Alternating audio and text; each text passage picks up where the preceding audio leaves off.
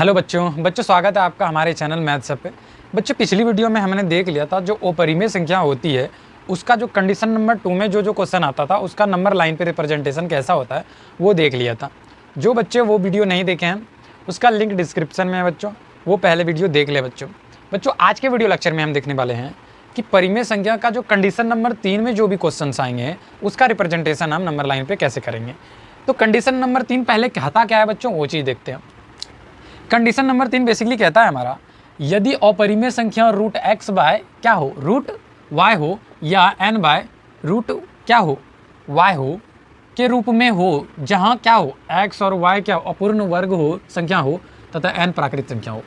अपरिमेय संख्या तभी हो सकेगा जब कैसा हो जाए, मेरा अपूर्ण वर्ग संख्या हो जाए, ठीक है, और एन मेरा क्या यहाँ पे मान रहा है प्राकृत संख्या हो जाए। अगर इस फॉर्म में हो या फिर इस फॉर्म में हो तो उसका कंडीशन नंबर 3 में रिप्रेजेंटेशन फॉर्म होता है, ठीक है। अब क्या करना है उसमें वो चीज़ देखते हैं। अगर बच्चों हमारा ऐसा फॉर्म हो जाए कि y बाय क्या हो जाए अंडर रूट में x by under root y हो, तो उसका सबसे पहले हम नीचे वाले टर्म मतलब कि ऊपर वाला अंश और नीचे वाला हर, ठीक है, तो हर को हमेशा हम परिमेय संख्या बनाएंगे। क्या बनाएंगे? परिमेय संख्या हमेशा बनाना पड़ेगा हमें परिमेय संख्या। अब परिमेय संख्या बनाने के लिए हम क्या कर सकते हैं, अगर ऊपर में अपरिमेय संख्या नीचे में भी अपरिमेय संख्या है, ठीक है, तो नीचे वाले को परिमेय संख्या बनाने के लिए नीचे वाला जो भी टर्म होता है उसी संख्या को उसी अपरिमेय संख्या से ऊपर तथा नीचे गुना कर देते हैं। ऊपर तथा नीचे क्या कर देते हैं, बटा दे के गुना कर देते हैं। जो मेरा फिर रिजल्ट प्राप्त होता है क्या होता है कि देखो यहाँ पे x इंटू वाई बराबर एक्स वाई हो जाएगा और इन दोनों के बीच ऊपर स्क्वायर रूट आ जाएगा। अब यहाँ पे क्या बच्चों कि y इंटू वाई बराबर क्या हो जाएगा, वाई स्क्वायर हो जाएगा और अंडर रूट आ जाएगा। तो वाई स्क्वायर इसको काट देगा, स्क्वायर जो है रूट को काट देगा, तो क्या बचेगा मेरा root X Y by Y बचेगा। तो क्या यही लाए हैं? हाँ, ये जो होता है बेसिकली बच्चों रेशनलाइजिंग होता है, कहने का मतलब परिमेयकरण होता है, हर का परिमेयकरण। यहाँ पे हमने हर का परिमेयकरण कर लिया। अगले जो वीडियो आने वाले हैं उसमें बताएंगे बच्चों कि रेशनलाइज कैसे किया जाता है। बेसिकली यहाँ पे आपको इतना सा समझना है कि हमने क्या किया कि y बाय एक्स और फिर वाई एक्स, कहने का मतलब जो हर में है उसी टर्म को उठा के ऊपर नीचे दोनों अंश तथा हर में गुना कर दिया, तो हमारा रिजल्ट ये प्राप्त आ गया, ठीक है, ये रिजल्ट प्राप्त आ गया। अब दूसरा क्या कि अगर मेरे प्रश्न में ऐसा आ जाए, कैसा कि ऊपर कोई प्राकृत संख्या हो, ऊपर कोई प्राकृत संख्या हो, नीचे में कोई अपरिमेय संख्या हो, तो ये पूरा अपरिमेय संख्या ही कहलाएगा, ठीक है। लेकिन इसमें हमें क्या करना है, नीचे वाले को एक ही बात ध्यान रखना है, नीचे वाले को परिमेय संख्या बनाना है। तो n बाय रूट एक्स को क्या लिख सकते हैं, गुना करके हम इसको फॉर्म में बदलेंगे, तो root X into root X कर दिया, ठीक है। अब यहाँ पे दोनों मल्टीप्लाई किए तो n इंटू रूट एक्स आ गया। इन दोनों को मल्टीप्लाई किया तो क्या हो जाएगा, ये हो जाएगा रूट और स्क्वायर एक दूसरे को काट देंगे और उसके बाद बचेगा हमारा कितना n इंटू रूट एक्स। अब बोलना है हमें बच्चों, देखना है कि n इंटू रूट एक्स का तो रिप्रेजेंटेशन हमने देखा नहीं है, ना कंडीशन 1 में ना कंडीशन 2 में। हमने जब भी देखा है तो रूट एक्स का ही रिप्रेजेंटेशन देखा है कंडीशन 1 2 में। हमें कंडीशन 1 और 2 को फॉलो करते हुए ही यूज़ करते हुए कंडीशन नंबर 3 को बनाना है। तो देखना है यहाँ पे कि n स्क्वायर कंडीशन नंबर 1 में, याद कीजिए बच्चों, अगर हमारा ऐसा रहता था प्रश्न तो उसको क्या करते थे, हम क्या करते थे कि बोलता था ये कि हम बाहर में हैं, हम अंदर जाएंगे कब, जब हम 2 आदमी से आए थे और एक आदमी है सिंगल अभी, तो 2 आदमी पहले इसको चाहिए, तो 2 का स्क्वायर प्लस में यहाँ 2, तो कहने का मतलब ये कितना हो जाएगा 2 का स्क्वायर 4 और ये 2 8, तो 4 दूनी यहाँ कितना हो जाएगा 8 2 रूट 2। इसका मतलब ये, ठीक है, तो यहाँ पे ये रूट एक्स के फॉर्म में आ गया ना, यहाँ पे x कितना आ गया 8 आ गया, और ये क्या था n इंटू रूट एक्स था। तो n इंटू रूट एक्स को हम पहले किस में बदल लेंगे, x वाले में, तो n स्क्वायर दे देंगे अंदर और x ले लेंगे और इसके ऊपर मार देंगे स्क्वायर। तो उसके बाद ये, अब पहले ये रिप्रेजेंट करेंगे। 2 फॉर्मेट है हमारा बच्चों, यहाँ पे 2 फॉर्म में क्या है कि एक तो under root X by under root Y हो और दूसरा n बाय रूट वाई हो। अगर इस तरह का फॉर्म हो तो उसका रिप्रेजेंटेशन कैसे करेंगे वो चीज़ देखेंगे, ठीक है। जैसा कि बच्चों हम यहाँ पे एग्जाम्पल लिए हैं कि अगर under root X by under root Y हो तो रूट 2 बाय रूट 3। अगर हम क्वेश्चंस को संख्या के अनुसार देखें तो अच्छे तरीके से समझ में आता है हमारा कोई भी प्रश्न।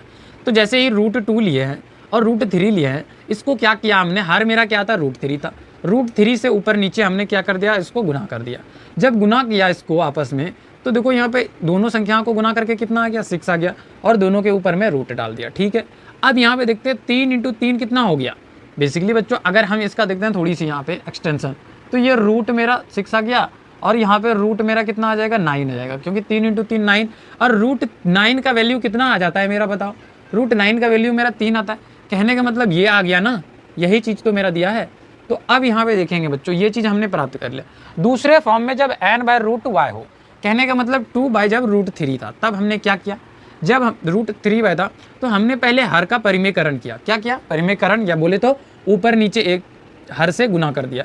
जैसे ही हमने इससे गुना किया, फिर इसको इससे गुना किया, तो हमने क्या देखा कि 2√3/3 प्राप्त हुआ, और फिर बराबर में कितना आ गया। अब जैसे ही इसको अंदर ले जाएंगे, अब 2√3 को अगर हम अंदर ले जाते हैं, तो कहने का मतलब इधर 2 है, तो अंदर जो जाएगा तो 2 का स्क्वायर गुना 3 ही होगा ना, तो मतलब 4 गुना 3 बराबर 12 आता है। तो ऊपर वाला कितना, √12 है। ठीक है, नीचे में क्या है सर, नीचे वाला टर्म तो अभी ऊपर देखे वही टर्म 3 लिख दिया। ठीक है बच्चों, अब ये चीज़ हमने प्रश्न में देख लिया। अगर इसको हमें संख्या रेखा पर निरूपण करना है, या इसको हमें संख्या रेखा पर निरूपण करना है, पहले तो ये कार्य करेंगे, ये स्टेप वाला कार्य जो भी करना है उसको पहले बदलेंगे। किसमें, नीचे वाला जो हर होगा उसको परिमेय में बदल देंगे, नीचे वाला संख्या जो है अपरिमेय से परिमेय में बदलेंगे। ठीक है, और ऊपर वाला अपरिमेय भले ही रह जाए। अब ये कार्य करने के बाद हम देखते हैं कि इसको रिप्रेजेंट कैसे करेंगे। ठीक है बच्चों, हमारा जो क्वेश्चन था वो 2/√3 था, इसका संख्या रेखा पर निरूपण कैसे करते हैं। ठीक है बच्चों, तो बेसिकली अगर हम देखें कि इसका निरूपण कैसे करेंगे, तो सबसे पहले हमने क्या किया कि हमारा जो भी दिया था संख्या 2/√3 था ना, इसका हमने क्या किया कि इसके हर वाले को हमें क्या बनाना था, परिमेय संख्या। परिमेय संख्या बनाने के लिए क्या किया कि जो भी अपरिमेय संख्या दिया है मेरा हर में, उसी को ऊपर नीचे गुना कर दिया हमने इनके आपस में। अब गुना करने के बाद हमें क्या प्राप्त आया, √6/3 आया प्राप्त। ठीक है, तो हमने अब हमें यहाँ पे क्या प्राप्त, मतलब रिप्रेजेंट क्या करना है, निरूपण करना है हमें √6 को। पहले तो हम √6 को रिप्रेजेंट करेंगे, उसके बाद 3 इक्वल पार्ट्स में स्प्लिट करके हम पहला पार्ट जो होगा वो हो जाएगा हमारा रिप्रेजेंटेशन ऑफ √6/3 का। ठीक है, तो अब देखते हैं बच्चों हमने क्या क्या प्रोसेस वाइज किया। जैसे कि हमने √6 का संज्ञा रेखा पर निरूपण के लिए तो पहले जो कंडीशन नंबर 2 का जो भी नियम लगता था उस नियम को हमने लिख दिया। जो बच्चे कंडीशन नंबर 2 वाला वीडियो देखे हैं उसे यहाँ पे समझने में कोई दिक्कत ना होगा, और जो बच्चों वीडियो नहीं देखे हैं वो पहले कंडीशन नंबर 2 वाला वीडियो देख लें बच्चों। ठीक है बच्चों, अगला स्टेप हमारा क्या है कि स्टेप नंबर 1 में संख्या रेखा L खींचे। ठीक है, ये जो है हमारा एक संख्या रेखा क्या है, L खींच लिए। स्टेप 2 में AO बराबर कितना ले लिया हमने, ये देखो 1 यूनिट 2 यूनिट ले लिया, AO बराबर 2 यूनिट और AB बराबर 1 यूनिट लिया, A और B बराबर 1 यूनिट लिया, जहाँ AB बराबर AO के परपेंडिकुलर तथा BO को मिला दिया। त्रिज्या BO लेकर चाप BP काटा जो बिंदु P पर काटती है, अर्थात √5 को निरूपित करती है। त्रिज्या BO लिया, चाप BP काटा जो बिंदु P पर काट रही है, यहीं पर मेरा किसको निरूपित कर दिया, ये √5 को निरूपित कर दिया। ठीक है, अगला स्टेप बच्चों, अगला स्टेप क्या कह रहा है कि OP बराबर √5 यूनिट ले लिया। OP बराबर यहाँ से लेके हमने डिस्टेंस ले लिया √5 यूनिट, फिर PC बराबर 1 यूनिट ले लिया, PC बराबर 1 यूनिट लिया, जहाँ PC इस परपेंडिकुलर हो ना OP, PC जो है मेरा लंब है किस पे, OP पे, तथा OC को मिलाया। O और C कहाँ है, OC यहाँ है, मिला दिया आपस में मिला देने से। अब स्टेप 5 में हमने क्या किया, त्रिज्या OC त्रिज्या लेकर चाप हमने CQ काटा जो बिंदु Q पर काट रही है, और बिंदु Q पर जहाँ पे काट रही है वहीं पे √6 का रिप्रेजेंटेशन कर रही है। ठीक है, यहाँ तक में तो समझ में आ गया। अब अगला स्टेप हमने क्या किया वो चीज़ देखते हैं।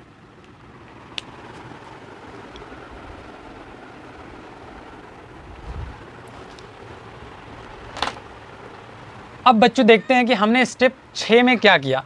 OQ जो था हमारा √6 को रिप्रेजेंट कर दिया, हमारा पर्पस था कि √6 को किसी तरह से रिप्रेजेंट कर दे, तो उसके बाद फिर हम प्रोसेस देख लेंगे। ठीक है, तो हमने OQ को 3 बराबर भागों में बांट लिया, OX, XY तथा YQ। O तथा X यहाँ से यहाँ तक, फिर XY यहाँ से यहाँ तक, फिर Y और Q तक। ठीक है, 3 बराबर भागों में बांट लिया।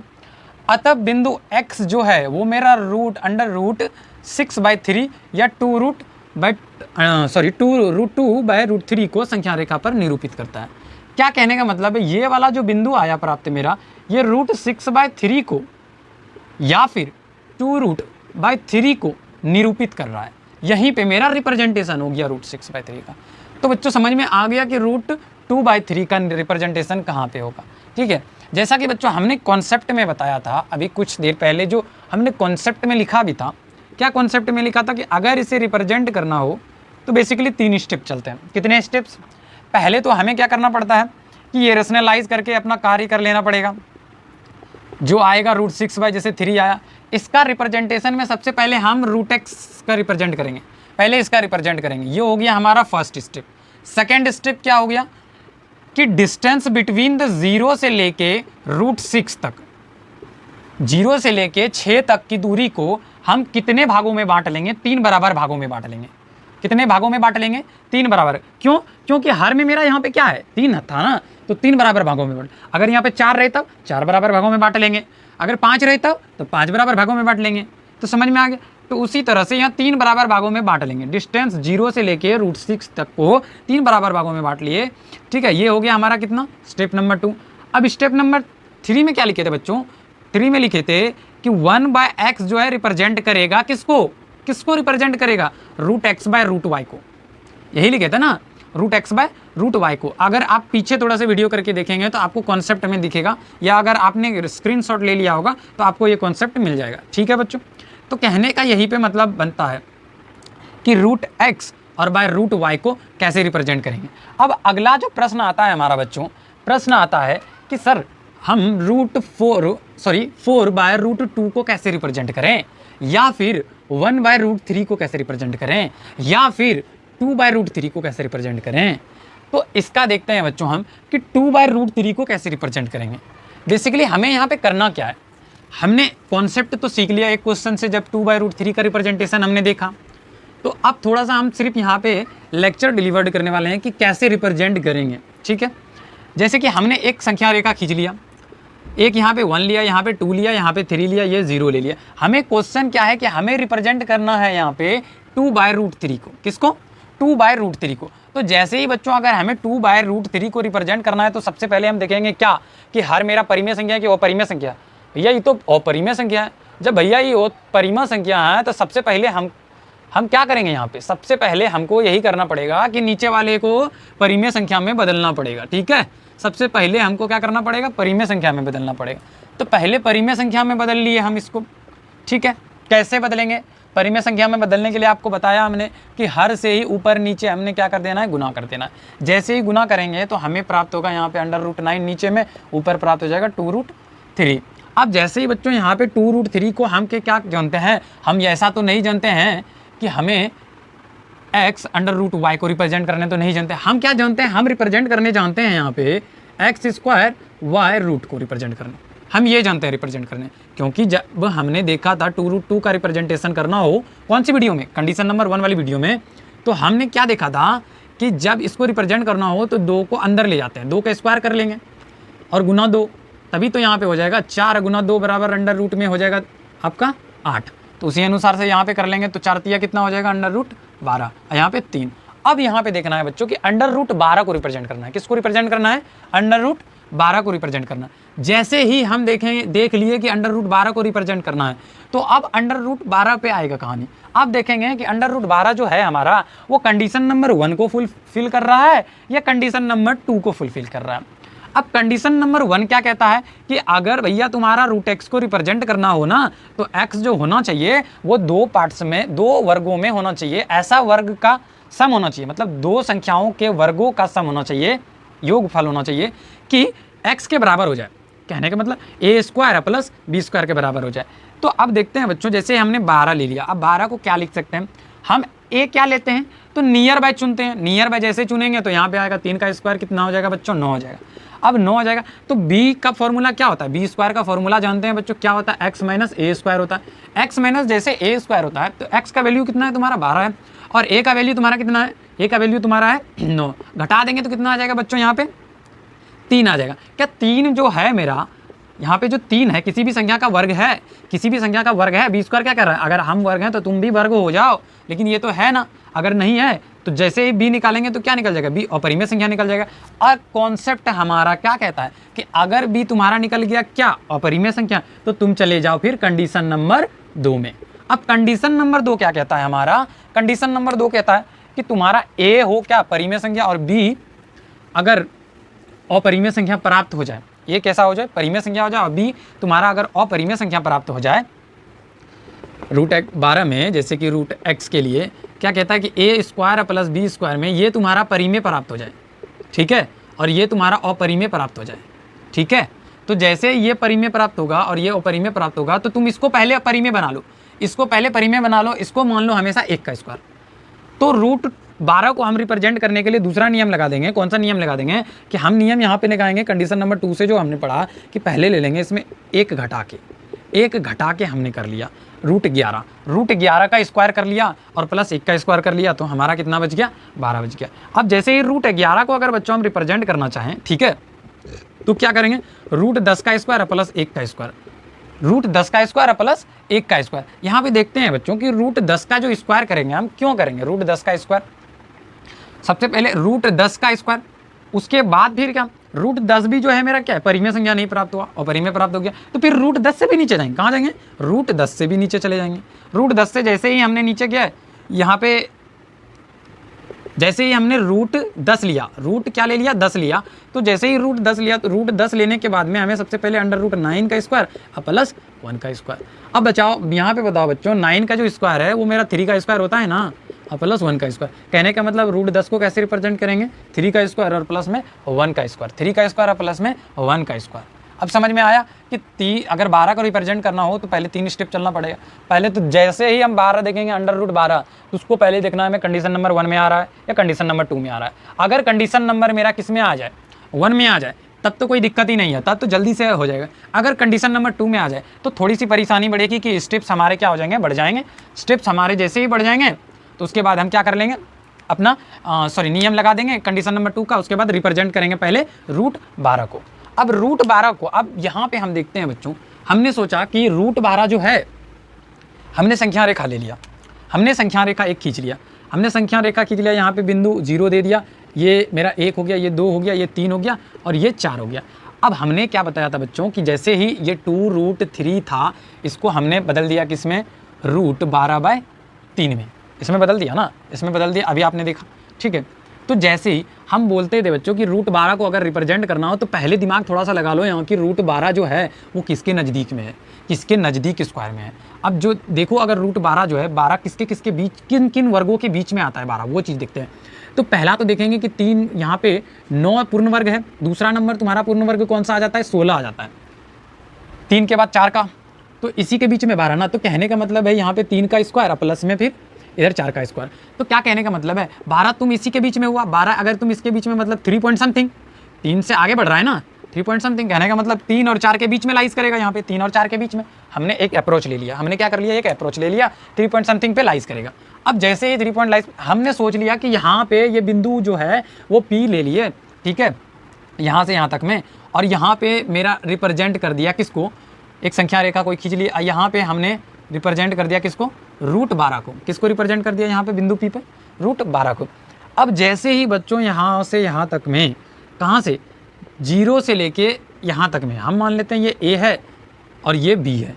अब AB के दूरी को कितने भागों में बांटना है, जैसा कि हमने प्रश्न में देखा √2/√3 के, उसमें हर क्या आया था मेरा 3, तब ना 3 भाग में बांटा था, और यहाँ पे भी हमारा वही हर आ गया, क्या आ गया 3 आ गया। तो इसको भी कितने बराबर भागों में बांट देंगे, तब यहाँ पे AB को कितने बराबर भागों में बांट देंगे 3 बराबर भागों में बांट देंगे। कौन कौन सा 3 बराबर भागों में बांट देंगे, हमने मान लिया कि 3 बराबर भागों में जो बांट रहे हैं, पहला भाग ये है, दूसरा भाग आपका ये है, तीसरा भाग यहाँ पे आ गया, ठीक है। 3 बराबर भाग, 1 भाग 2 भाग 3 भाग, 3 बराबर भागों में बट गया।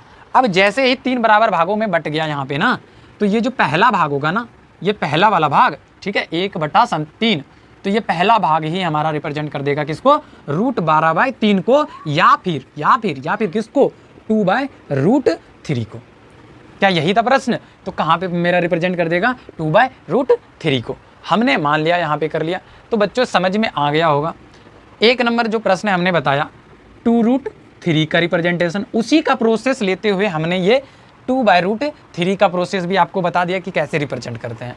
ठीक है बच्चों, तो इस तरह के जितने भी प्रश्न आएंगे आपका अपरिमेय संख्या में रिप्रेजेंट करने के लिए, वो सारे के सारे संख्याएं रिप्रेजेंट हो जाएगा। कौन कौन से वे में?